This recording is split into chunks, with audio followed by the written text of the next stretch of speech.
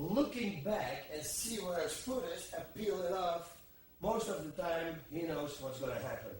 What you can do is call in your corner. This is what I did. This is what we do. I look at my corner and I say right or left. And in this case, my corner says right. Then I don't have to look. The only thing I have to do, I go right, okay, go backwards, peel it up, and go to the side. Very simple, very effective.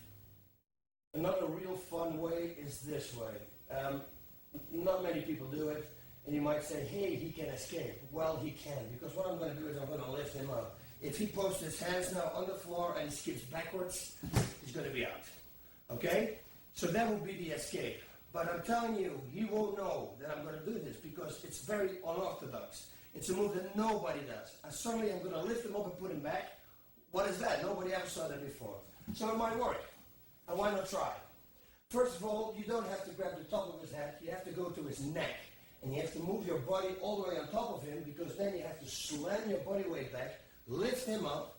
You are going around his neck, underneath both armpits, and you put him back on his back. At that moment, he's going to get neck cranked. He has to tap, or he has to open the guard and sweep his hips out. At the moment he opens his guard, that's your time to escape the guard. Okay? Now this is how it's going to look. I'm going to lay down, I'm going to grab his neck. I'm going to lift him up, one, over and under, like this. Now if I lean back, he's got to open his guard. See? Oh, but I go to the side. Now I might even crucifix him, or I go for simple side mount position. Same escape. Different view for you guys so you can see what I do with this arm. I go around his neck, underneath his armpit. It has to be in one blink of an eye. Otherwise it's not going to work. So you have to train it. Don't just try it. First train it and then try it out in a fight or in a real good sparring match. Right? Here we go again. Lean forward like this. Suddenly drop back. Lift him up. And you're down here. He has to open his guard. You see? Because otherwise he's going to tap. I'm going to jump out. Get to the side, and I'm going to get the side mount. Another one. We're going to bring our two hands inside. But hey, it's very difficult to get my two hands inside. But watch what I do. My knees, I'm going to put my knees together like this, and now I create some space here. We'll stick them in, put them back. And now peel them up as hard as you can. Go back, pull it to the side, and go again for side control. Another escape from having somebody in your guard. It's a simple one, but very effective. If he's working on me, like he's close to me now, and suddenly when he gets up, the only thing I have to do now, and you can see it in my Funaki fight, Frank fight, many fights I did this, lean backwards, put your hips, put your feet there, just kick them away, and you get up as fast as you can. Here we go. Grab the wrist. Go under here and grab your own wrist. It's a wrist lock. We can find this also on the DVD wrist locks, chapters, and armbar. See, there's already a lock here. Now, what I'm going to do now is bring this backwards, and I'm going to lift his body on me, and then while I'm putting it on me, I roll to the side, like here, and then I push to the side, and I roll him over, and I end up in a mount position. Really. Train this thing very hard because it's all about the right balance, otherwise it's not going to work. The defense for this will be right away when I grab this, you would have to do that and pull it out. Just make sure that I cannot trap this arm. Easy defense. Put everything together, it might work. Another one, the scissor. Very important with this is that one foot is going to be, one leg is going to be totally on the ground, and the other one is going to be on his chest. I will show you this from a different angle too, so you will better understand, okay? First of all, let's do a simple one. Keep holding his both arms and tight on your body, okay? Open your guard, put it to the side, and now put your knee on his chest, and your right foot is here. Of course, he can pass now, but you have to go fast. The left foot is on the ground. I'll show you later from a different angle. Now, it's not a sweep what you're going to make. The only thing that you're going to do is you're going to stretch your right leg. Stretch. Then it doesn't cost you any power. The mistake that all the people make is they try to do this. And then it's not going to work. What you have to do is keep this foot on the ground and just stretch your right leg. I will show you from this side. I'm holding it, the guard is open, and again you have to move fast because if you open guard, you might escape. Okay, so move fast with this. 1, 2, and stretch the leg, right away go into the mount position. The defense, like I said, the moment I open my guard, he can jump out, or he can do other things. He can do what you do. Okay, I open my guard, go in here, and he drops his body. Now the body weight is dropped, I better make sure that I'm going to get him back in the guard because otherwise he's going to do this. He's going to grab my foot, go in the back, push it, and he's going to pass it. And now he's in the side mount. Another scissor. And again, put the knee on the chest and the other foot all the way down. Now I'm going to hold also his head. Watch this. I'm sitting in my guard, I jump, and I'm holding him like this, tight. I'm going to stretch my right foot, and I'm going to right away in the mount. I'm actually in the mount. Next one, I'm going to go for a chicken wing, a reverse figure 4, as I always say. Now, it might not work, but you can really use this against him to make a scissor move. It's the same principle. Watch what I'm doing. I'm going to go over, and I'm holding my chest now with this hand on my chest. That's the only thing I'm going to do. I put this foot on the floor, and this foot as close to my butt as I can to get leverage, like we talked about now many times, and simply twist him to the side.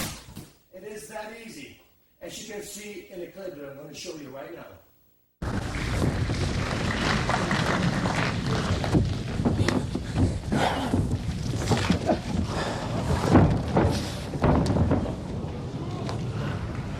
The defense for this move, watch, he will drop right away. Once he feels this, whoop, he's going to drop.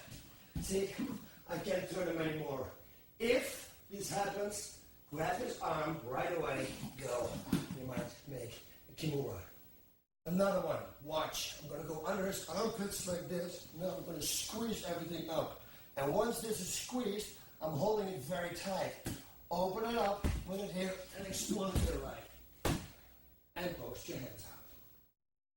In the DVD neck cranks, you actually saw me doing this and neck crank him like this. Now, if this doesn't work and he's very flexible in his neck, you can do the same. Slide it up, open it up, and twist it to the side and post.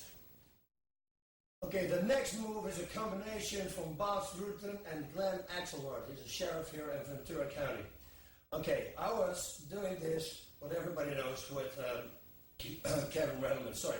Okay, I was switching my out like this, and I squeezed my opponent between my legs. And I was hitting him with elbows and strikes.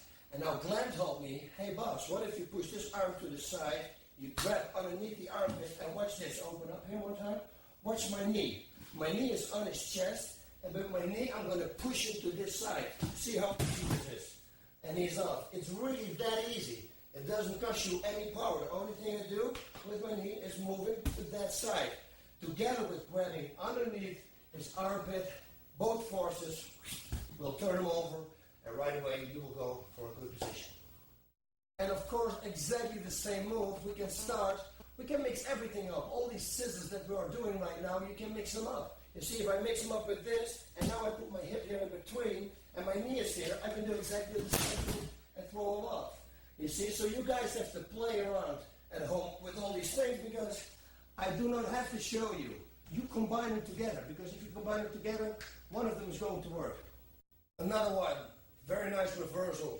Grab his hand, go underneath, stick your arm, and put it on the floor. Put his shoulder on the floor. You can hear he has a very painful shoulder, so that's why I do it very slowly right now. You can cross-face him, open your guard, and go right away to his back.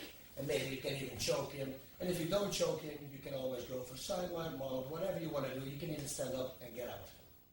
Next one. He sits up on one foot, and he's going to try to hammer my face. He's holding my back of my head. He's trying to hit me. So I have to move fast. What I can do, open the guard, and again, a simple scissor move. But if I do this, he's going to post out. Simply take it, fall out, climb on top, and you're in mount position. All right, we start in this position. Now, I said in my DVD, neck cranks and chokes, that if you have somebody in a side choke like this, stretch him out and roll him on his back and now finish the side choke. But imagine you have somebody like Kevin Randleman on top of you, and he knows the defense now. He's answering the phone, you remember the defense for the choke, and I put, no, wait, I cannot turn him. Don't stress. Just open your guard, and then you move around him, and you go to a better position. One, two, now you got his back. All right, now this I didn't show you in how to escape the guard. And why? Because I think it's easy to reverse. That is, if the opponent is punching you, okay? Now, what he's doing right now, he's leaning on me, and my legs are closed. So that takes a lot of power away. I'm non-stop holding him in my guard. My legs are going to be shut within 5 minutes, and later on when the referee is going to say, hey, get up, you will move way faster than you used to move. Now, if you start striking and he gets up, see, this is what we want to have. You want to stretch yourself out. Now you want to grab his legs, but you got to go fast, because at the moment you grab his legs, he knows you're up to something. Drop your butt on the floor and push him back. And it goes all in one move. 1, 2, 3, climb on top of him. We have him in a half butterfly guard. You see this foot here right now? It's underneath here. That's where we have him. Needless to say, we can elevate his leg now with my foot. Again, put this one on the floor, keep him tight to you, and if you do that, and if he's here, maybe he goes with his arm around the neck, it doesn't matter. Just at the moment when you start sweeping him, make sure that this arm doesn't post out. If he posts out, just slam it back, okay? 1, 2, and go to the mount. Butterfly guard. Both of my feet are inside now, okay? He's on top of me. I'm holding him tight, and now I can do the trick that I did before. Slide this up here, and I'll simply lift him up and throw him on his back. And again, we're in the mount position. And again, another position. This time, the opponent managed to get his arm here and hold his hand. Now he wants to go and jump for a knee right, but if I'm going to be fast and I'm going to grab his hand here, and from this position I move a little bit, watch, I'm going to lock up this foot here. The only thing I have to do is to turn it to the side and pull my arm out this way, otherwise maybe he's going to side choke me. But let's say that he's very fast. He's going to grab my arm around, and right away he's going to jump with his knee on my stomach. He's got this, boom, up, knee right. And you can see he's pressing real hard, and you can tell by the way I speak right now. He's really putting pressure on my hip because he doesn't want my hip to go that way. So I'm going to have to bump this up a little bit here and explode to that side as fast as I can. 1, and I'm going to go explode to the side. That's the only way to get out. If you explode enough, you're going to be out in the blink of an eye. Same position, a little bit different. Now he doesn't have his knee here on my hips. He stepped over. He thinks, hey, I can't get out like this. Okay, so we have to escape the back door, so to say. Do not stay here because you're going to get jammed. You're going to get rocked, okay? Bring this hand inside here, his knee here, and now you're going to stretch your legs, and with your heels you kind of grab the floor. You grab it, and with that together with pushing his leg, you can escape to the side, and you're going to get out. A nice way to reverse somebody who is in a turtle position. Now, watch. I'm going to go with this arm underneath the armpit. Hey, here it is, right here. The other hand is going to be on top of his head, not his neck, because you want to create leverage. You really want to crank his neck, because now you're not only pushing his head down, but you're cranking his neck in the process, okay? Then I'm going to grab my own wrist like this here, and now I'm going to throw my body upwards like this, and while I'm doing that, I'm pushing his head down, and he will turn over. 1, 2, right away, go to the side mount. On my Boss Rutten Mixed Martial Arts workout, you will see an exercise, and it's called right, right, left, left, right. It doesn't make sense at all for you right now, but if you buy it, which I strongly advise, then you realize what this exercise is for, and this is it. Somebody got you around the waist. When I say right, I'm going to shoot my right leg out here, and I'm going to grab it with my right hand here, his right arm, his left arm actually, but with right, I'm going to grab this arm, shoot my right leg out, and I'm going to push my head backwards. You see, I'm coming up to the side of his body, and I'm going to push him backwards. Watch. I'm sitting here, grabbing it. 1, 2, 3, and go to the sideline. Escaping the north-south position. You do not want to be here, because right now he can knee. And as everybody knows, when you saw the fight between Kevin Rambin and Murillo Ninja, well, this was the reason that they stopped the fight, okay? Now, we did this move kind of when he was in mount position on top of me. This is pretty much the same, but now instead of putting my hands underneath his armpits, I'm going to put it on his hips, and I'm going to stretch myself, I'm going to push myself away from him as far as I can. Now, once I'm here, he already cannot knee me anymore, see? It's more difficult for him to reach me. Now, I'm going to roll over here, and I'm going to try to put both hooks in. It doesn't matter if you only get one hook in. One hook is enough. Both hooks would be ideal, but if you get one hook in, you're going to escape too, trust me. All right, push your way, roll over, get the hook in. You see, now I got only one, but that's enough, and get out as fast as you can. Escaping the half butterfly guard. Now, first of all, you have to push the knee down all the way. Then you're going to grab his foot. You see, my hand's coming out. He's grabbing his foot. It's very obvious what I'm going to do now. Huh? I'm going to sit simple up and go move and go to the side mount. Escaping the butterfly guard. Now, personally, if somebody plays this game with me, I will stand up and I say, well, get up, because I like to strike. But we're grappling right now, and I want to escape. It's the same thing that we're going to do. I'm going to push the foot down, the knee down. We're going to grab the foot here. See, we got the foot right here, and now we're going to step over. We're going to do that with our left leg. The left knee is going to go over here. 1, 2, 3, and you're in the side mount. What you can also do, instead of grabbing the ankle first, you can simply hold his legs here, and now while you push his knees, you can jump over. And now you're in the mount position. It's an easy trick, but I saw people doing it in the fight, so it really works.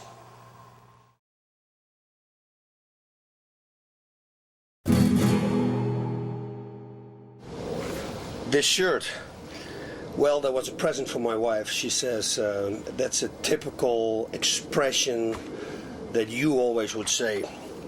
I always tell the truth, even when I lie. So, what can I say? Tony Montana. My childhood, it was a normal childhood. How do you say it?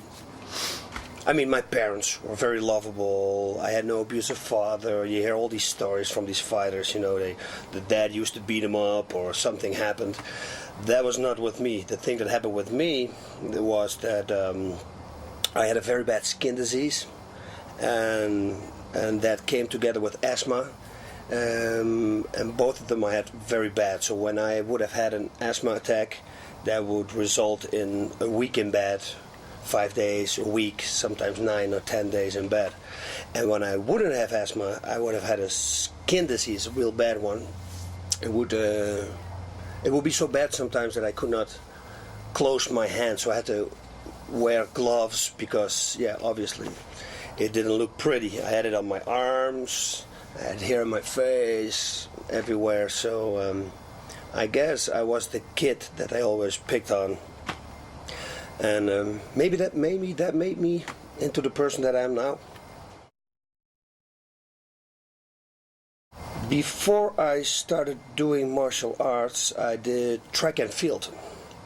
I was pretty good high jumping, far jump, the 100 meters, javelin, the discus, shot putting. I wanted to become the second Bruce Jenner.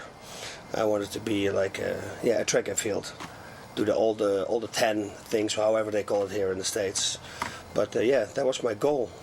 But unfortunately, my knee wasn't built for the amount of pressure. So like if I would high jump, I would have to save all my jumps till the end. So I would start real high, and I only had a few jumps that I could do with my legs because my knees would blow out, and then I needed a rest for like 2 weeks or something.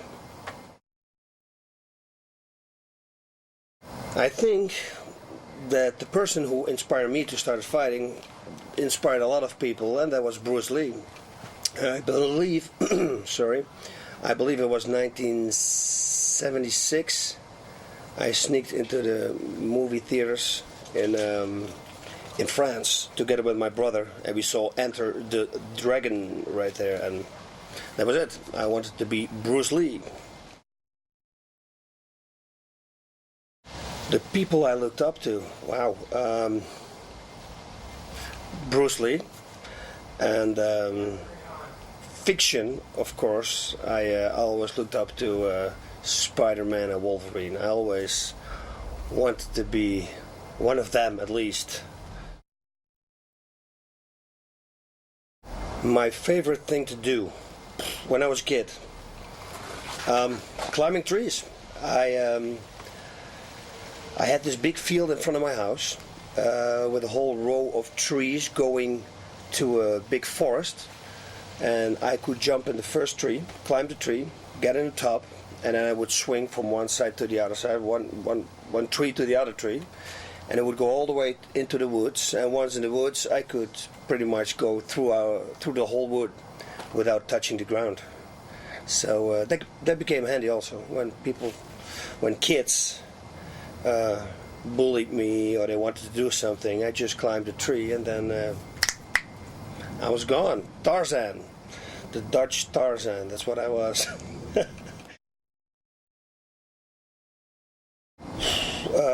I started to compete at a late age. You have to understand, I was 14 years old when I sneaked into the movie theater. Now I think 12 for the Bruce Lee movie.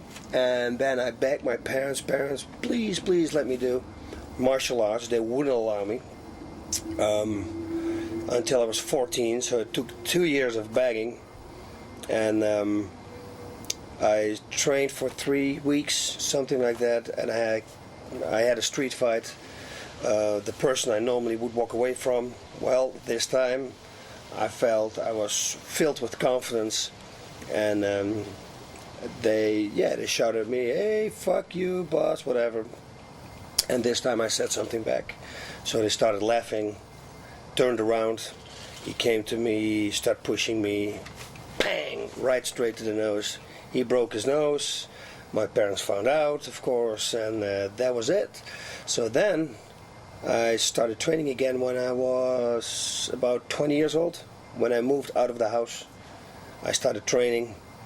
Right away I did taekwondo, karate. From karate I went over to Thai boxing. Every time I felt there was something more. It's not only taekwondo, not only kicking. I needed punches too. Full contact karate, Kyokushin karate. Okay, I did that. But no punches allowed to the head. Everything else was allowed, but not punches to the head. So I stopped doing that too. No, I didn't stop actually. I kept doing it, but in the meanwhile I also started to compete, or to train in Thai boxing. But competing pretty much right away. I think when I joined my Thai boxing club, I think 4 weeks later I fought my first fight, which I won with a spinning back kick to the liver, that is. At that time, my profession, I was in school, I was a cook. I was studying to be a cook, a French cook. I was working in a restaurant also. Actually 2 restaurants I worked at one time because I wanted to make money. I wasn't that kid that got everything from the parents. No, I started out doing delivering newspapers in the morning, also on Wednesday the special edition, and then I started working in restaurants, and I just liked to cook, so I went to the school for cooking, and now I am actually a certified cook, so I can open a restaurant or a hotel. I got all my papers for that. Pancras, it happened kind of by surprise. What happened was this. I competed in Thai boxing, and then I lost a fight in Holland, and people said, "You see, I always told you he cannot fight." And I thought it was strange because I won 14 fights all by knockout, 13 in the first round and 1 in the second round. And then when I lost, I was suddenly a bad fighter, so I decided not to fight for those dumb people anymore. But there was always this urge that I had. I wanted to compete. I wanted to do something with martial arts. So I started doing shows together with a friend of mine. And it started out going to clubs and do it on music. And then we start doing it on events, like on a Thai boxing event. And then suddenly they asked us if we wanted to do it for TV. We start doing it for Dutch TV. And once that happened, the European TV came. And then we started traveling around Europe. And we did these crazy shows, and we start mixing in comedy. And it became pretty big. For us, it became pretty big. So on one of these shows, Chris Dolman is a famous free fighter from Holland. One of the pioneers in Holland who went to Japan and started free fighting there. He called me and to him on the event, and he said, "Man, your athletic abilities are really good. Maybe you should train in free fighting." That's what I called it at that time in Japan. So I went over to him. It was all the way in Amsterdam, and that's far away from me. Far, that means an hour and 45 minutes. I started training, but I was also bouncing around the side. So, I injury here from a street fight. You know how it goes. I didn't train a whole lot, once a week maybe. Then it became twice a month. Anyway, suddenly out of the blue, he called me. And I picked up the phone and he says, "Boss, whatever happens tonight, you are going to come to my gym because there's a new organization called Pancras. And they're looking for fighters. They're scouting."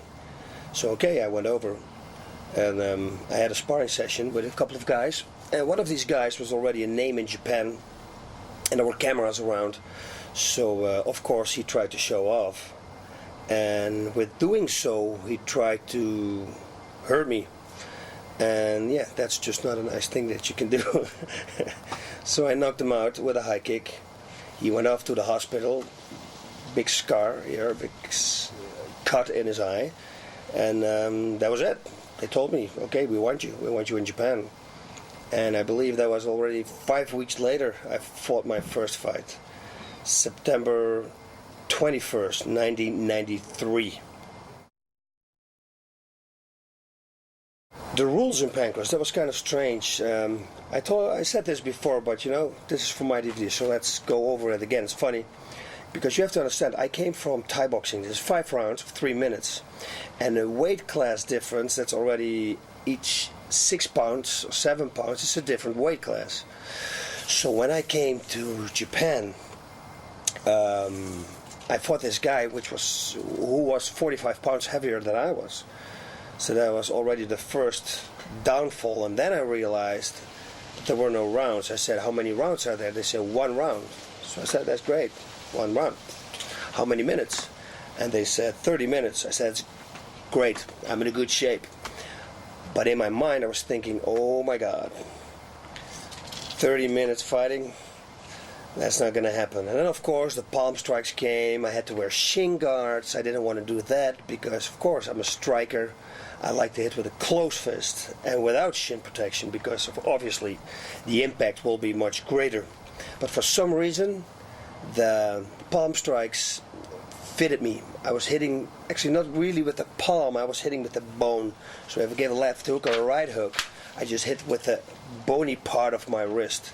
And it worked. My first fight, I knocked the guy out in 43 seconds, straight to the hospital, bam, down he went. Other things I want to say about the rules of Pancras is that I like the rules. I liked the rope escapes. I think the rope escapes made me a better fighter. It made everybody a good fighter in Pancras. Because now, when you had the chance to submit somebody, you had to drag him to the center of the ring. But once in the center of the ring, if you submit the guy and he escapes the submission and suddenly he gets a better position over you, you're in the center of the ring and you cannot touch the ropes. So I believe that the rope escapes made everybody a better fighter in Pancras. And if you look at the list of fighters that did good in UFC and all around the world, it's a big list. Frank Shamrock, Ken Shamrock, Maurice Smith, Takahashi, Guy Metzger, Sam Shield. I mean, the list goes on. All these guys pretty much became UFC champion or did real good or doing still real good in Pride. Maurice Smith also. Yeah, there was. I think the rules were good. It was good for us. My first fight in Japan, well, I just told you about it. The 45 pounds weight difference. The good part was that he was taller than I was. So when I palm striked him, I could go underneath his jaw. Boom! I hit him right there. So it went over real quick. He went down. He got up. I had to bring his hands down, obviously, because I just knocked him out on his head. This is all stuff that we are going to, I'm going to teach you here in this DVD set also. Gave him a kick to the body, hands came down a little bit, another right straight, and while he went down, I kneed him in the head. And that was it, 43 seconds. And that was also the time that the root and jump got born. I started jumping up because I had so much adrenaline in me. I jumped up and did the splits to all four sides of the ring. And I shouldn't have done that, because after that I had to keep doing it. I realized that I could be good in pancras. You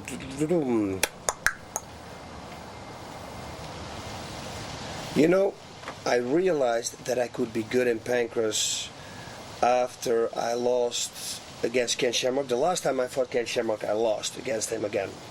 And that kind of made me think about everything. And I said, you know what, you're a good striker, great striker, but obviously the ground game is not your game. So I started to train real hard on the ground, 2 times a day. Only ground fighting. 1 hour, 1 hour and a half, we just spar, just ground fighting. And then suddenly I start submitting people in pancras. And then I thought, hey, wait a minute. I can be a champion in this. I really think I have a great chance. And I never lost anymore. And finally, my shot came, my title shot against Suzuki. And then I beat Suzuki for the title. And that was it. And I thought, wow. And that happened again. Then I fought, I believe it was Funaki first. It was kind of a rematch because he beat me a long time ago in '93. It was my third fight. So there was kind of a payback for me. I really needed to win this fight. So I knocked him out. And then I did it one more time with Frank. I also defended my title against Frank. And after that, I resigned because my kid was born. My wife had some complications. My kid was born premature. She was only 2 pounds. So I stayed with the family. I didn't want to defend my title because I wanted to stay with the family. So I said, okay, that's it. I'm resigning the title. You guys find a new champion. When I came to the States a long time ago, that was, I believe, in 95 or 96 maybe, something like that. A friend of mine, Federico LaPenda, he gave me the grand tour of Los Angeles, Santa Monica Beach. Listen, I was sitting on the beach in November, I believe it was, drinking a tequila shot with a Heineken at 7 o'clock at night. Life couldn't be any better. In Holland it was freezing, and here I was sitting in the sun on the beach. So it was pretty easy for me. I called my wife from the beach and I said, okay, get ready, because we are going to the States. And I came to the States and tried to use my pancras career as my background to break into the movies, because, you know, I was always entertaining people anyway. You know, the shows that I did in Holland and in Europe for TV, I like to entertain people. So I figured maybe that's going to help me to get into the movies, but it didn't help me at all, because only a short amount of people saw actually the pay-per-view shows from pancras here in America. And that's why I decided to go to the UFC, because everybody knew the UFC. I figured, you know, wait a minute, you beat Guy, you beat Maurice Smith, you beat Frank, you know, you beat